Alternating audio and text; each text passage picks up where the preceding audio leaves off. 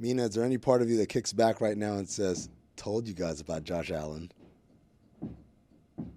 Oh, because he's struggling. Yes, he went like the long con. I have trouble because I already apologized for Josh Allen, so now I can't walk back the apology. I think Josh Allen's still an incredible quarterback, so I am not going to claim a victory on my pre-draft analysis. I am going to stick to my year 3 Josh Allen take, which I still think he's extremely, extremely good. We are in the point in the Bills' timeline where if they're not delivering the W's the way that most expected, there's going to have to be a sacrificial lamb. This week it was Ken Dorsey. Was that the right sacrificial lamb or just the most sacrificial of the lambs? I think it's funny. Is sacrificial lamb and scapegoat, do they mean the same thing exactly? Put it on the poll, Juju. Do sacrificial lamb and scapegoat mean exactly the same thing? The sacrificial lamb is the child of the scapegoat. That's how that works.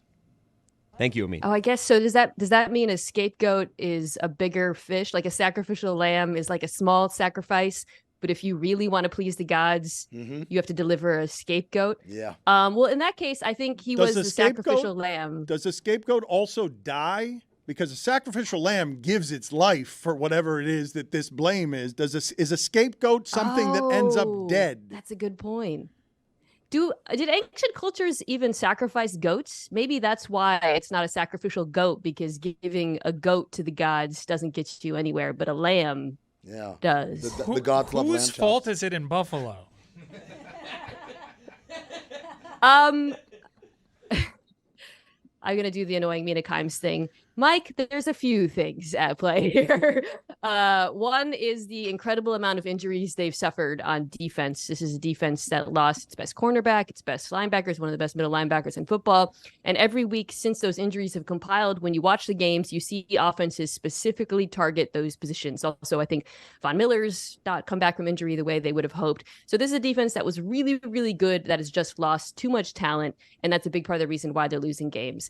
The other thing is really just simply the turnovers in the big moments over the last few weeks. I posted the stats after a few stats after Dorsey was fired. The offense has been incredible all year, incredibly efficient and moving the ball. They've been incredibly efficient over the last 4 weeks amidst their struggles. They've had the highest success rate in football, but they have ranked worst in the NFL in turnover differential, and that's why they've lost games. It's not as fun, or it's not, I guess, for fans, it's not as interesting to just say the defensive injuries and turnovers and a few blunders and big moments, but that's really why they've been losing. So I guess we can't absolve Ken Dorsey from the turnovers, because I guess schematically maybe there's something there. We can absolve them of the injuries on defense, but your colleague Dan Orlovsky says that their offensive scheme, you don't have to prepare for it. It's the easiest scheme in the NFL to prepare for. So is Ken Dorsey good or bad at this?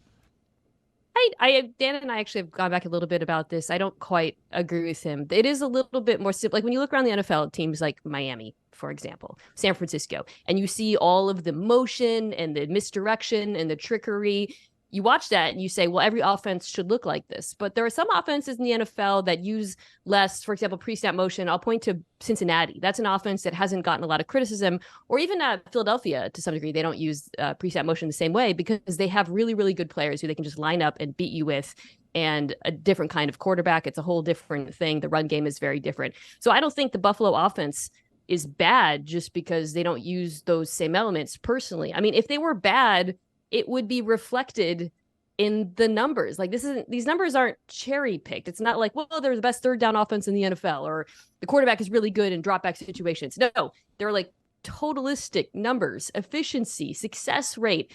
If this was a bad offense, it would be captured in that. So I frankly don't think that he was to blame for their losses. I do think he was a sacrificial lamb or scapegoat or whatever, but they didn't have any other levers to pull. They extended their coach and their GM right before the season. That kind of puzzled me, frankly, especially the GM. So having done that, and obviously you can't move on from the quarterback, it felt to me like, and then they didn't even have a defensive play caller because Leslie Frazier's gone. They were just kind of looking around the room and thought, okay, we're going to go with the offensive play caller.